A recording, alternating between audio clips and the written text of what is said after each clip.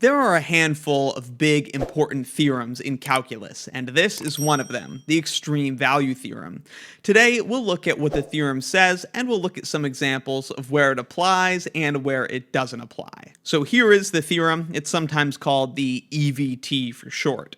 If f, a function, is continuous on a closed interval from a to b, then f attains an absolute maximum value, f of c, and an absolute minimum value, f of d, at some c and d in that closed interval from a to b. So if a function is continuous on a closed interval, then at some point in that interval, the function must attain a max and a min. That's what the extreme value theorem tells us. For a quick example, here is the function y equals x squared, which of course has a minimum of 0 at the origin, but it doesn't attain a maximum value.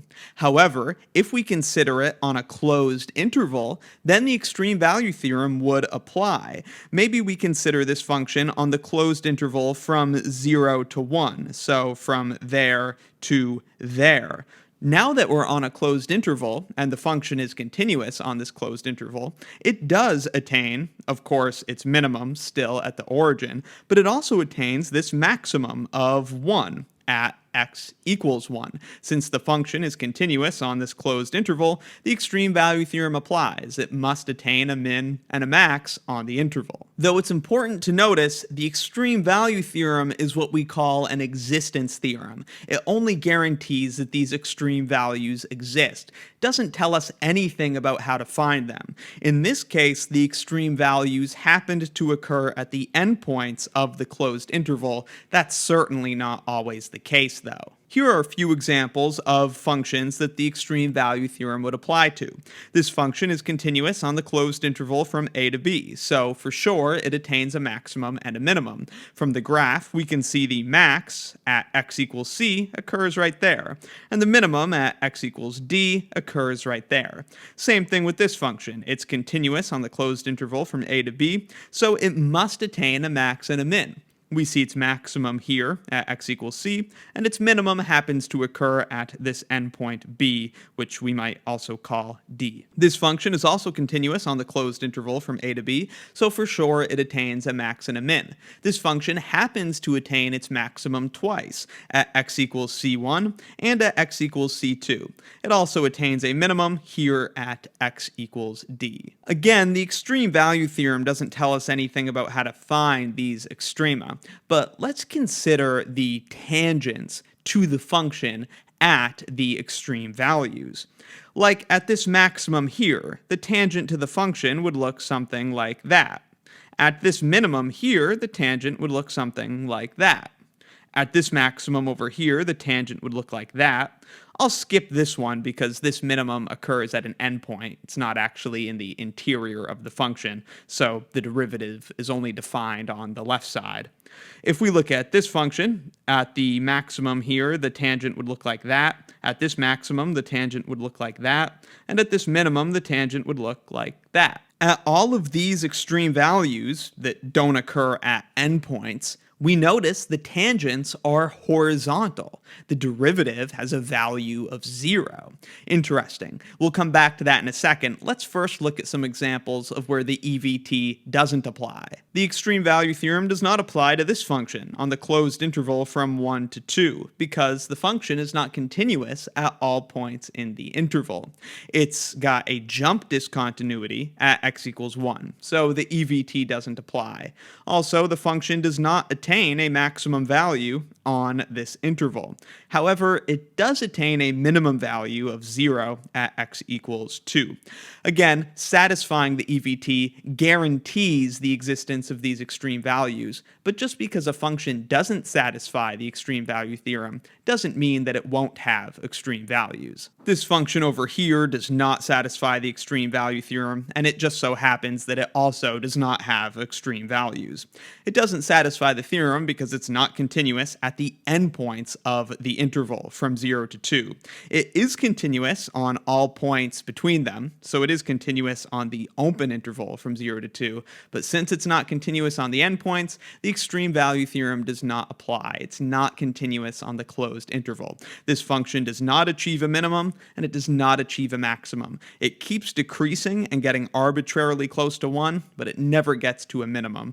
And as far as maximums go, well, it goes off to infinity, so certainly doesn't achieve a maximum. Now, coming back to these tangent lines, although the EVT doesn't tell us where to find extreme values, that will be the next thing we do in this course, is figure out how to find the extreme values. Where do we look? Well, it turns out that these horizontal tangents are a big clue. A critical number of a function is any point C where the function is defined and the function's derivative is 0, or the derivative at C doesn't exist. Those are called critical points. And as we'll see, relative extrema have to occur at critical points, and we'll talk more about that later. So it's no coincidence that all of these tangents are horizontal. Aside from the endpoints on closed intervals, when we're looking for extreme values, we'll be looking for these things called critical numbers. Let's just finish with a few more rapid-fire examples. Here is a function written in blue.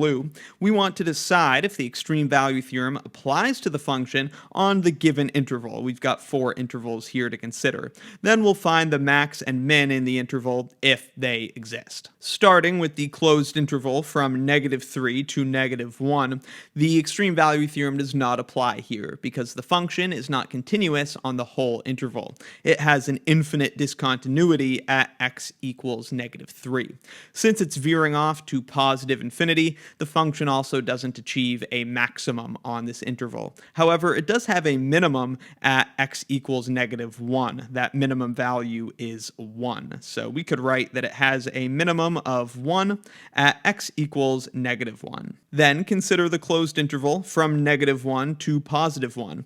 Again, here the function is not continuous on the whole closed interval, so the EVT doesn't apply. There's this hole at x equals -1. So the function does not achieve a maximum, we can see, and it does achieve a minimum though. Here it's got a minimum of 0 at x equals 1. So EVT doesn't apply, function doesn't have a maximum on this interval, but it does have a minimum. On the closed interval from 1 to 3, the EVT does apply. The function is continuous on this entire interval. It achieves a minimum of 0 at x equals 1, and it achieves its maximum of 2 at x equals 2. Finally, consider the closed interval from -1 to +3. The function is not continuous on that closed interval since it's discontinuous at x equals -1.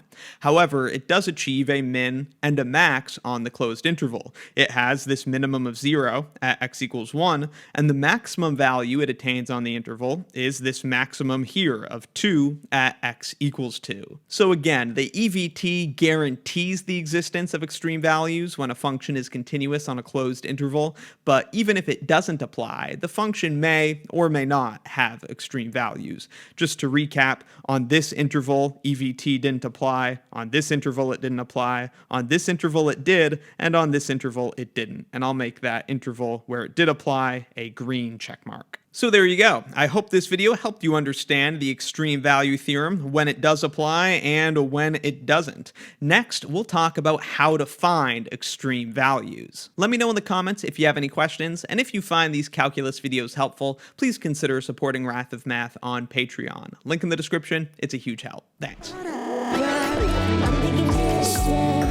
Persistence, couldn't even open myself up for an instant. What's the law? It's regular. I regulate my integrity. I'm a secular anesthetic for my own effort.